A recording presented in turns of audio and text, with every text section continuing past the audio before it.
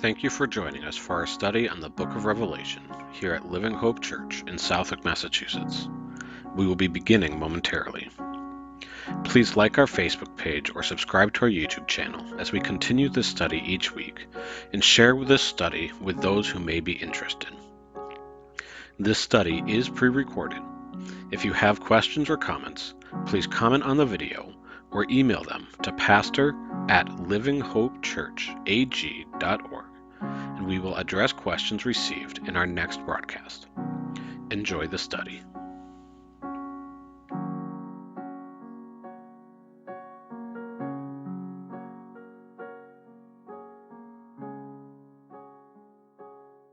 Hello, everyone. Thank you guys for joining as we study the book of Revelation. I'm Alan Welch, and with me here is Pastor Dan.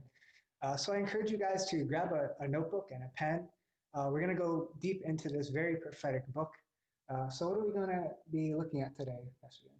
All right, Alan, we're looking at Revelation chapter 8. We'll be looking at the 7 trumpet judgments. So if you have your Bible, I would encourage you to grab that and follow along with us. So is there a difference between the 7 seals of judgments, right?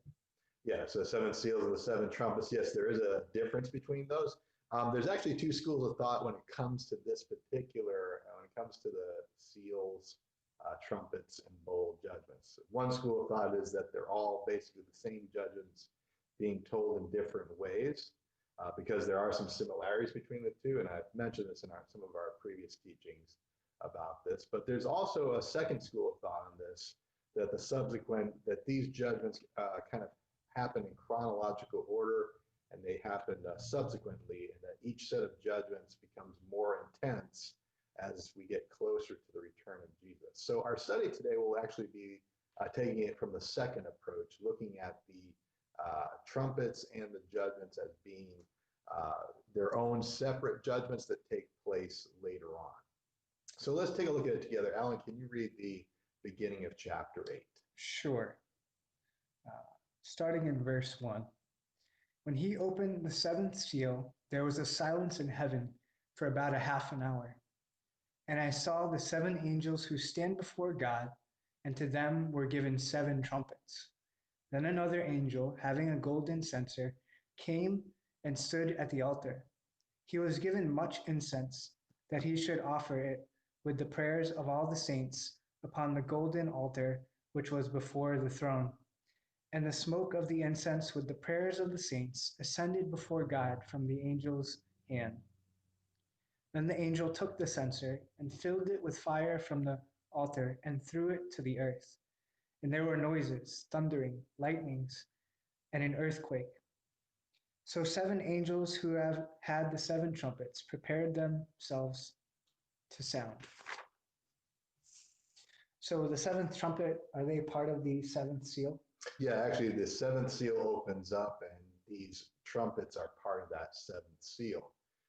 So they are another set of judgments that are yet to be carried out on the earth. Okay. So when are these things going to take place?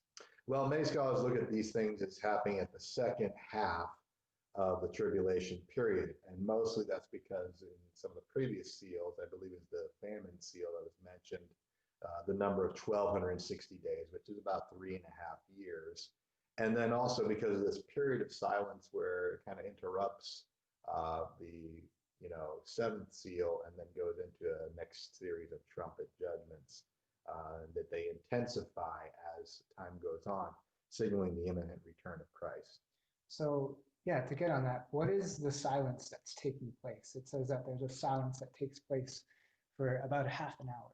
Yeah, it's an interesting beginning to the 7 trumpets.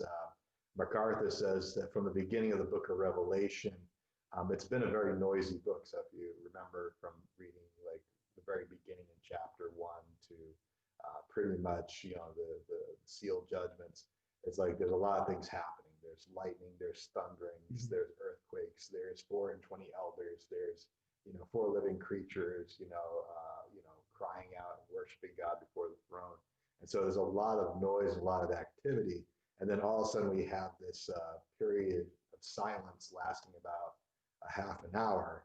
And many interpreters look at this as almost like the calm before the storm. So if you've ever, been in a hurricane, we don't get them very often up here in New England, but every so often you'll see a hurricane come through, and then the eye of the hurricane gets real still before the storm, whips up again and starts again.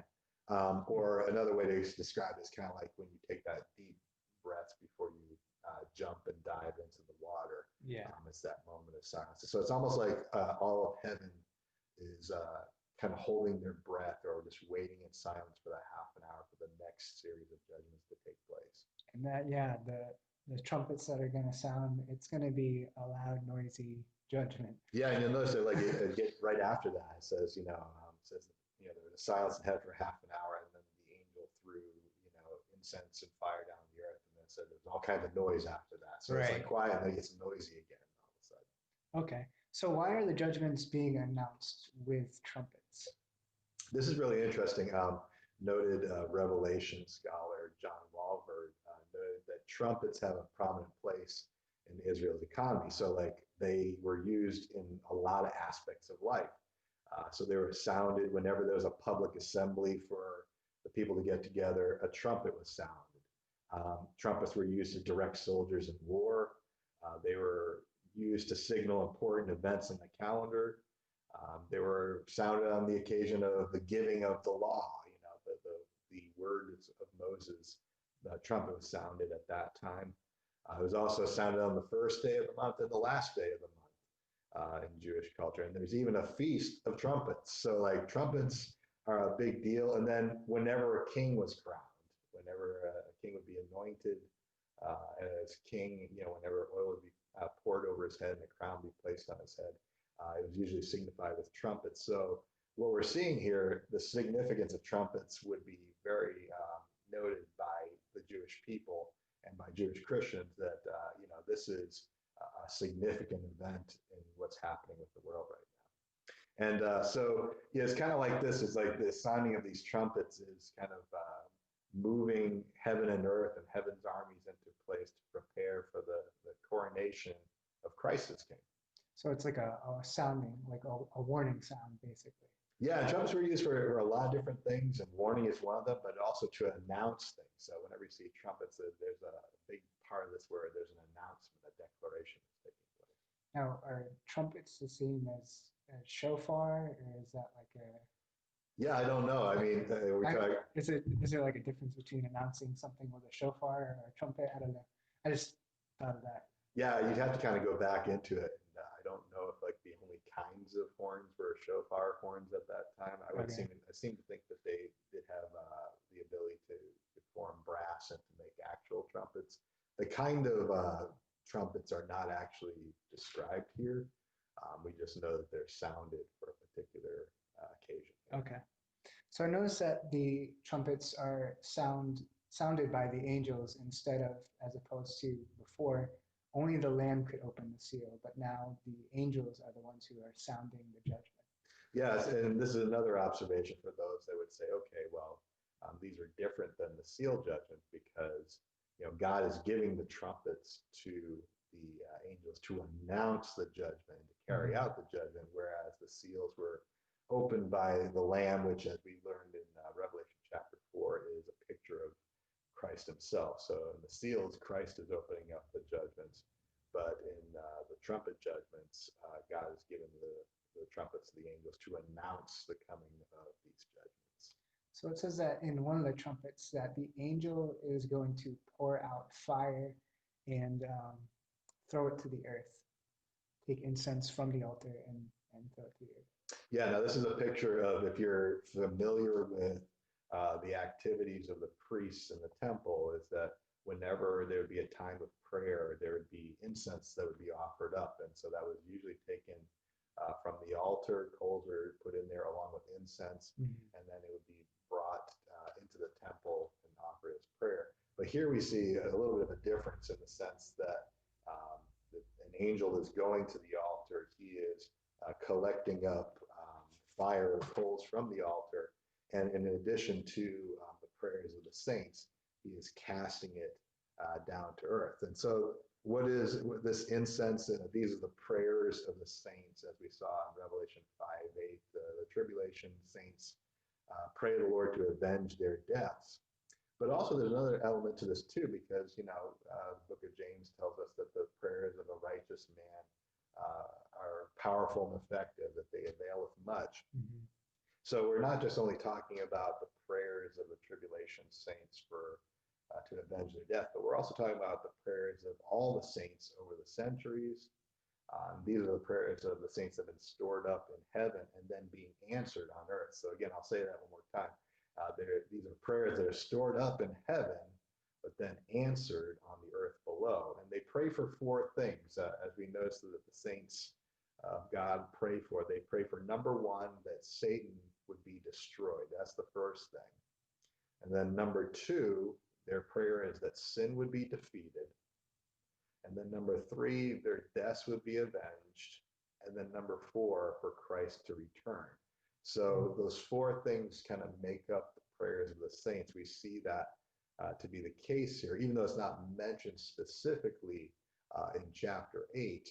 We see that the prayers of God's saints and the tribulation saints are for these things, that the Lord would come once again and right that which is wrong. And so the fire that's being thrown on the earth, these coals from the altar, are a symbol of a picture of divine wrath and retribution against the evils of this world. So another thing that we can take note is that God hears our prayers and he stores them up as well. Like he hears them, but he's storing them up for the right moment.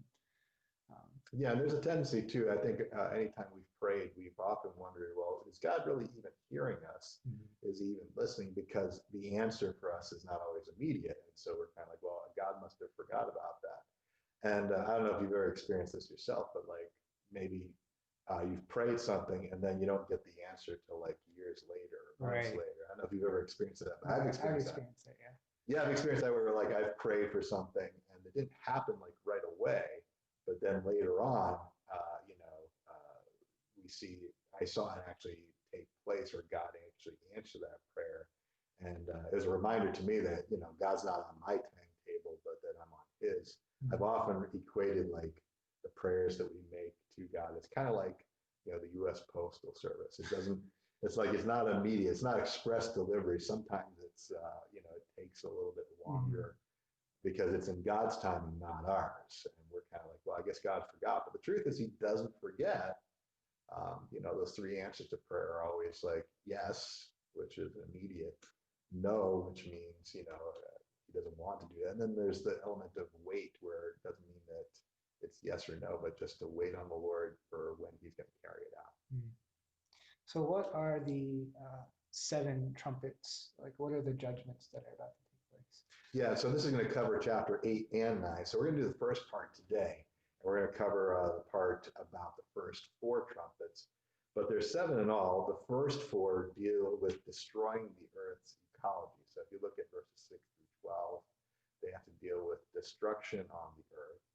And then the next 2 trumpets that we'll look at in chapter 9, verses 1 through 11, deal with the unleashing of demonic destruction upon humanity. I know that sounds like really intense, and that's why we're going to try and deal with that next time. This chapter is already intense. This is pretty intense, but we're talking about like spiritual things. Yeah.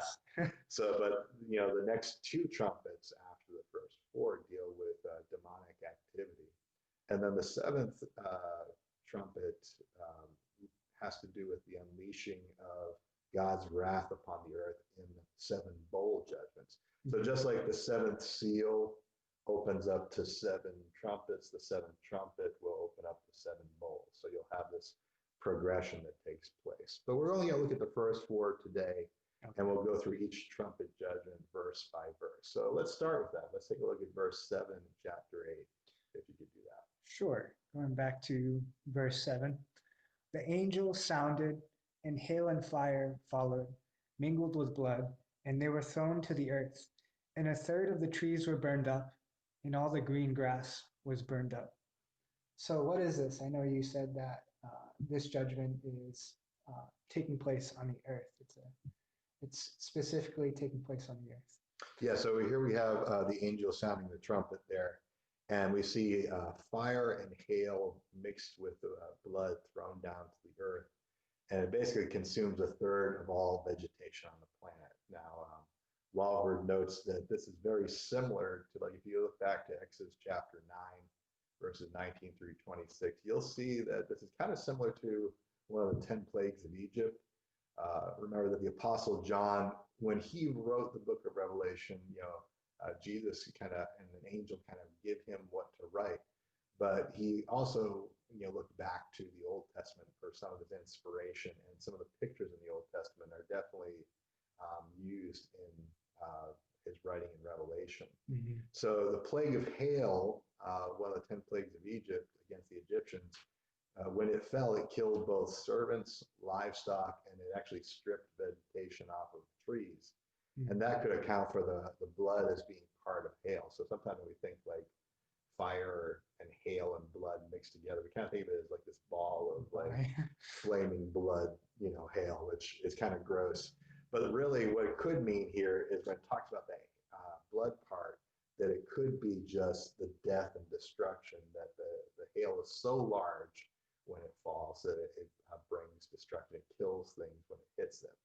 Another author says that, mentions, right before the trumpet sounds, that when the angel, throws the incense and the fire from the altar onto the earth, that there's a lot of noise and then there's an earthquake. And so one author explained that it could be that this massive earthquake creates volcanic eruption. Now, if you've ever, this is really cool and a little sciencey when you think about it, because like I'm not a big science guy, but it's kind of neat that when a volcano actually erupts, it spews up fire and ash when it goes up into the air, mm-hmm. but it will actually kind of trigger like a thunderstorm, and there'll be lightning and thunder coming out of clouds that, as the heat mixes with the cold air, that the storm takes place, and that it'll actually create hail. Huh. So one of these neat things is that one author thinks, well, it could be this earthquake leads to volcanic eruption. The volcanic eruptions lead to ash spewing up into the sky, these thunderstorms taking place, and then hail, flaming hail coming out of these storms, and that because the ash is reddish in color, that could be the blood basically. Well, even if you look at like the forest fires that were taking place in California, just seeing the pictures, just all the smoke, it's like this, almost like an apocalyptic kind of look. It's this red kind of burning sky a little bit, and that's kind of how I picture it. Yeah, even when you see that too, I remember one evangelist was traveling, and one of the places he had to travel through was through some of the forest fires, like the roads go through forest fires, and it does look like the end of the world, And so when we think about, fire consuming vegetation and stuff like that, like it's not like that far out of the realm of reality, because we've seen like forest fires in, California a lot of times, where there are, vast swatches mm-hmm. of fire taking place. So I think there was some forest fires in Australia earlier this year, and then also in Florida too, which destroyed a lot of homes. So like fires very easily consumes the landscape and destroys a lot of trees and homes as well. So we see the second trumpet being released in verses 8 and 9. Right, so let's take a look at verses 8 and 9, and then we'll see the second trumpet. And again, as we're kind of going through this as well, some of these are very short. They're only 2 verses, and so like there isn't, we can only talk about what authors and scholars and what commentators have thought these things to be, and we can kind of connect them a little bit with what we know to be our closest equivalent in our modern understanding. But there's not like a whole lot more to it than what we just see there. So we can only kind of speculate a little bit based on what we know. So if you have any questions about it, say, well, I wish they spent a little bit more time on that particular trumpet, you can always ask your questions via email or call it in. We'll be happy to try and address it next time we're together. So let's take a look at verses 8 and 9. Sure. The second angel sounded, and something like a great mountain burning with fire was thrown down into the sea, and a third of the sea became blood, and a third of the living creatures in the sea died, and a third of all the ships were destroyed.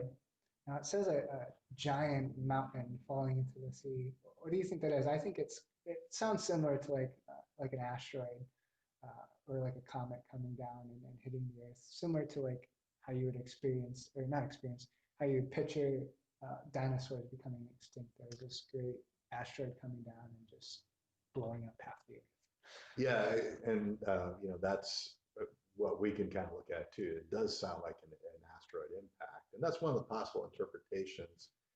Some people say, well, this could be like a nuclear holocaust too, but I tend to think that an asteroid is a little bit more probable, and I'll tell you why. Think about it, like um, hundreds of asteroids pass by our planet almost every day, and most of them don't impact us. But if one really big one did hurt the Earth, the impact would be devastating. So, like, you also sometimes hear like, there's asteroids that fly by our Earth fairly regularly. Some of them are the size of a school bus, some of them are the size of like a mile wide. And they usually pass by. They're not like close enough to us to actually be a risk of hitting the Earth. But if one of them did, like the force of that explosion would be huge, and then the repercussions after it would be enormous. Um, so this particular judgment is a judgment on the seas, on the oceans. When it says the sea becomes blood, it means either the waters of a third of the ocean will become red, or it means that there'll be widespread death in the oceans. And so think of the plague of blood in the River Nile in Exodus. It turns red, and the fish in the Nile died. This would be similar to that. So the reason why an asteroid would make sense is because, the impact would create massive waves. It would probably, kill some of the ocean life there as well, not to mention like the lives of people too. Think about like a massive tsunami that would take place that would, flood parts of the earth with its massive waves. And, it kind of gives us some insight too about, the ships being destroyed as well. Because like when we read this, we're like, well, okay, it turns everything red. So how is it turning red going to affect the ships of the sea? Right. When you think of it as like it bringing death or creating massive tidal waves in which a third of the ships in the ocean are actually thrown on shore. We've seen that with hurricanes too, that after a hurricane, like all the ships that were in the marina or on the ocean are kind of shoved onto the shore and they're left there in ruins. This is a possible explanation for what this burning mountain could be. So this could be a massive asteroid that's burning up in the atmosphere, coming into Earth, and then crashing into the ocean and creating this massive tidal wave. Yeah, I mean, there's just so many different speculations. Like it could be, I don't know, maybe even like an underground volcano. I don't know if that's a possibility because there's a lot of volcanoes underneath the sea. So it's a possibility, but Yeah, we do see a lot of things like falling out of the sky, like from the very beginning of chapters, like things are falling from the sky. So, the first two kind of deal with that. So the first trumpet deals with, judgment on the earth. The second trumpet deals with judgment on the seas. And take a look at verses 10 and 11. We'll see our next trumpet. sure. So this is the third trumpet. The third angel sounded, and a great star fell from heaven, burning like a torch, and it fell on a third of the rivers and on the springs of water. The name of the star is Wormwood. The third of the waters became wormwood, and many died from the water because it was then made bitter. So it seems like the first trumpet affected the land, the second trumpet affected the sea, and now the third trumpet is affecting the stars. Yeah, so every part of creation. Or, I mean, sorry, the rivers. Right. Getting ahead of myself. No, it's okay. I mean, it's hard to keep track of everything. We got stars, we've got meteors, we've got rivers, we've got oceans. So Yeah. You might even find me trip over something here too. So yeah, every part of God's creation is being touched by His judgment. So yeah, we would definitely see that here. So how is the falling star affecting the rivers and the streams? Yeah, and so like we don't know for sure. It doesn't say a falling star, but it says like that something like a torch is falling from the sky, and then it poisons the rivers and the springs. And so one interpretation is that it's a falling star, which really falling stars they're not an actual star. We're not actually witnessing like a heavenly body, like a star falling because stars usually just burn out. They don't fall to Earth. Mhm. So a falling star is usually just a meteor of some kind. And typically when they enter Earth's atmosphere, unlike like an asteroid, which is massive and huge, like a burning mountain falling into the sea, a meteor is usually small enough that it kind of breaks up, but then like the pieces kind of fall everywhere. And so there is a thought that this particular falling star, that as it breaks apart, it will drop something into the rivers and streams, making the fresh water bitter. Now that's what it uses the word wormwood. And I think you and I were talking about this beforehand too, Right. that you were reading that wormwood had a certain meaning too, right? Yeah, so wormwood, I read that it's a plant, it's a root that typically is very bitter. So I think John is making this connection that the water will turn bitter. So he calls it wormwood. So that's why it says that the name of the star is called wormwood, because or not all of them, a third of the earth, the waters and rivers will become wormwood, basically bitter. And it says that people will drink it and even die because of this bitter water. Yeah, so when we say it's like bitter, it doesn't mean like bitter, like, oh, I don't like the taste of that, but really it's that these streams, these springs, these rivers will become poisonous and undrinkable. Remember that pretty much every river starts with a spring somewhere, and that there's over 3,000 major rivers in the world. Now imagine just 1/3 of them becoming poisonous. That's like 1,000 rivers in the world becoming poisonous and undrinkable. And think about the effect this will have on the world's population. You know, how many people need clean water, that need fresh water in order to live and survive. Think about too, when we think about like crops need, you know, good clean water to be able to grow and produce. And so, you know, this could lead to eventual famine. It could lead to hunger, people dying because they can't get food and water to be able to get the necessary things that they need to live. So let's look at the fourth trumpet as we end our study for today. Can you read verses 12 and 13 of Sure. chapter 8?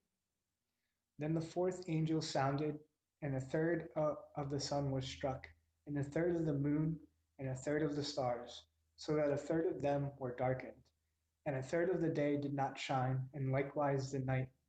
And I looked, and I heard an angel flying through the midst of heaven, saying with a loud voice, Woe, woe, woe to the inhabitants of the earth, because of the remaining blast of the trumpets of the three angels who are about to sound.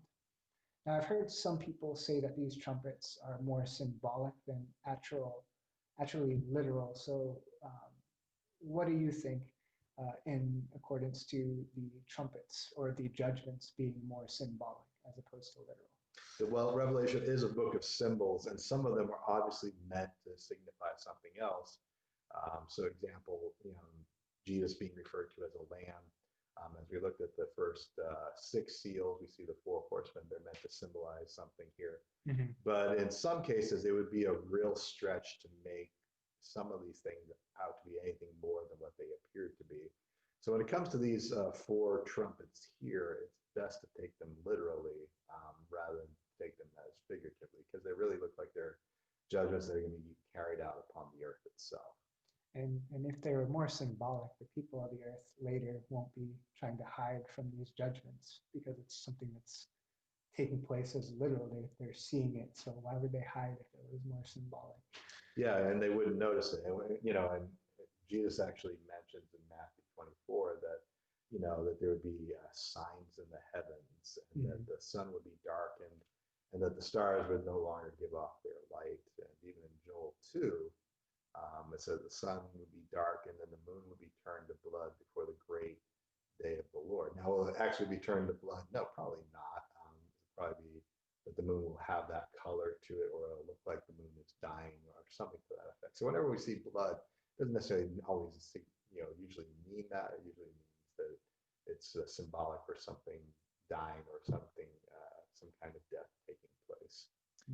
So what does this mean here? So we're seeing like, okay, the sun darkened, the moon darkened, the stars darkened, and we're not talking about all of it. We're talking about a third of it. Right. So it means that it's not complete, but that it would be a portion of that, and even to the point that we see that, for a third of the day and a third of the night affected by it. So it looks like this may be like another eclipse or some kind of sign in the heavens in which we see that the sun is darkened for a period of time, or the moon is eclipsed, or that as these things unfold, that the stars will not be visible. And that's true too. Like, for example, if you go into the city of Springfield and you try and look up at the stars, you're not going to be able to see as many stars that are out there, because of the simple fact that the light of the city is a little bit brighter than the lights that are in the sky. Mhm. Doesn't mean the stars are not there. It just means that they are not visible comparatively. I remember living up in Greenfield, and late at night you could see literally all the stars. But something will happen in the heavenlies in which a good portion of those stars will not be seen anymore. And that could mean that an eclipse takes place in the sun, and the sun just shines with intense brightness after that, so that the stars are no longer visible. Or we see falling stars or stars burning out, like we talked about a little earlier. So it could mean those things as well. So these trumpets and bowl judgments take place, as we're kind of unfolding this and unpacking this, we're seeing that there's the 6 seals, and then the 7th seal opens up, and then there's 7 trumpets, and then there's 7th trumpet, and then there's 7 bowls. So we kind of see that these are kind of unfolding in a certain kind of sequence. So we're taking it from that perspective today. And so some scholars believe that this will take place in the second half of the tribulation period, right before the return of Jesus. And so let's kind of summarize this a little bit. So we talked about 4 trumpets today. And so as we talk about, these are all judgments on the earth. So the first one, is that trumpet that sounds, it strikes all of the vegetation. So the judgment on the land, okay? And then we see the burning mountain, which affects the sea. And so those are the saltwater bodies of water.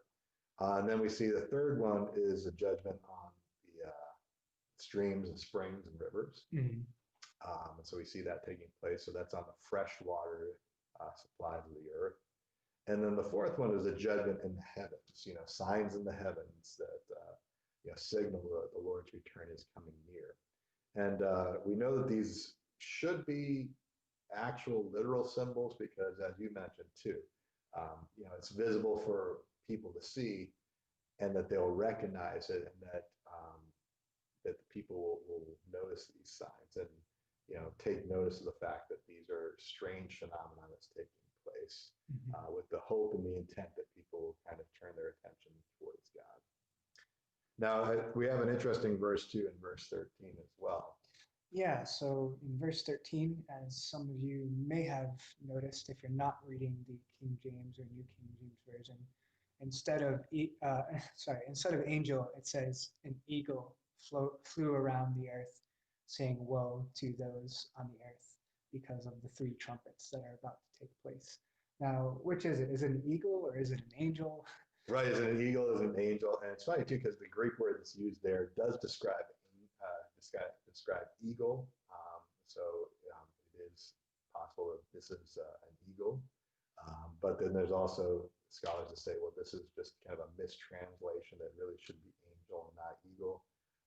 So you can take it one of 2 ways. Okay, one perspective is that this is certainly, up until this point, every angel has sounded the trumpet and carried out the judgment. So it makes sense that it would be an angel carrying out this judgment. But if we also look back to the very beginning of Revelation 2, one of the 4 living creatures is an angelic being, but it has the form of an eagle also. So whether it's an angel, whether it's an eagle, is not nearly as important. They both kind of do the same thing, and they're both carrying out and declaring that the next judgments that are to come, the next 3 judgments, trumpet judgments, are going to be one of the worst that's seen on the earth. So as we've looked at this today, we've definitely learned some different things here. And so we're going to kind of wrap up this study. So as we look at that, so we've read about a lot of pretty intense things so far, some pretty frightening things. But there is some encouragement here that we can learn from this. And simply this is that these things are signs of the seasons and signs of the things to come. And we're to take them as indicators that the Lord's return is coming soon. So just as the angel declares that, these judgments are coming, we'll delve into a little bit more in part 2 of our 7 trumpet study next week. In chapter 9, we'll look at those next judgments. But these are reminders to us as Christians, even though we see these things unfolding in the world. We've seen kind of glimpses of that, whether it be, asteroid impacts, or we've seen tsunamis, and we've seen, earthquakes and volcanoes, and we've seen different kind of things happening in wildfires. So we've seen glimpses of this, and it'll be unlike anything the world's ever seen up until this point. But we as Christians should take them as signs that the Lord is returning soon. Now, what's the lesson for us as Christians? Does that mean we kind of retreat somewhere and we try and hide from what's going on? If anything, Alan, I could probably say that, one of the encouragements that we should walk away from this study and this particular part of our study today is that, time is short. We should be about God's kingdom while we are still here. Yeah. It should encourage us, to pray. Even Jesus said to watch and pray. And so that our responsibility as Christians is to continue to be in a prayerful attitude, not only for the world, but for the Lord's eventual return. We should be all the more about serving God's kingdom purposes, that when we do something, we should be serving and being more active in our church, more active, doing things for God and in his name, so it might be a benefit to those around us. And lastly, it should encourage us to evangelize and to share the message of the gospel, the salvation work of Jesus Christ, with those around us. And some of us have maybe waited a really long time. We haven't shared it with our family or our friends or people we care about, because we're like, well, I don't want to be an inconvenience. I don't want to be seen as being a religious fanatic. But really what these signs are telling us is that the return of Christ is coming sooner than we realize.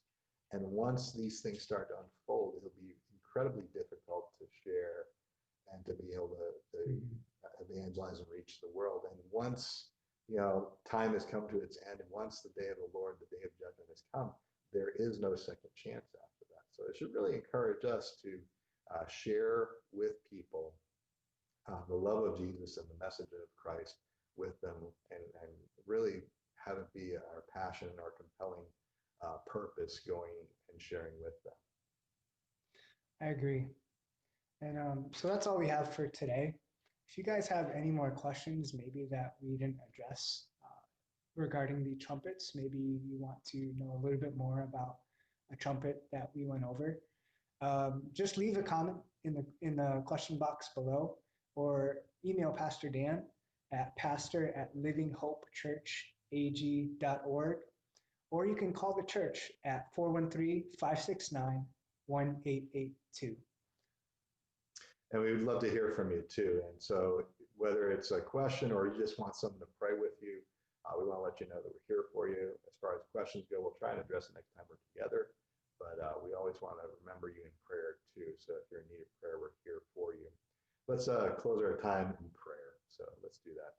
Heavenly Father, I just thank you that, Lord God, even though the times and the seasons ahead are scary and frightening, Lord God, and that we see your hand of judgment getting ready to come against the world, Lord, we shouldn't be afraid of these things, but we should recognize, Lord, they're in response to the prayers of God's people, and they're for the purpose of turning people back to you. I pray today that as we look at these things, as we've studied them, as we examine them today, give us understanding and wisdom concerning them. And I pray, Lord, that you would motivate us, especially in these last days, to really be about your kingdom work, to really be willing to pray, willing to serve, willing to share with those around us. I pray that you give your people, those watching, the boldness to share your message of hope and salvation with the world, that there is only one way to heaven, and it's through you, Jesus Christ. And I pray that they would get over their fear or their hesitation to share, and that they'd be willing to share, and that they would be receive, that would fall on receptive ears, that ears would hear, that hearts would believe, and that mouths would confess and come to know you as Lord and Savior. So, Lord, I just pray your continued grace, your protection, and your guidance over us until we're able to come together again. We ask this all in the name of your precious Son, Jesus Christ. Amen.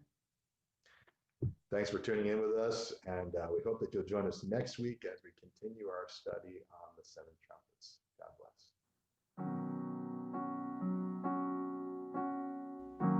We hope this week's study has been a blessing to you. If you have any questions or comments, please comment on the video or email them to pastor@livinghopechurchag.org. We will address questions received in our next broadcast. Thank you for joining us for our study on the book of Revelation. For more information on our church, you may visit us at our website at www.livinghopechurchag.org. And we would love to have you join us for our worship services Sunday mornings at 10 at Living Hope Church, located at 267 College Highway in Southwick, Massachusetts. God bless you, and we hope to have you join us next week as we continue our study.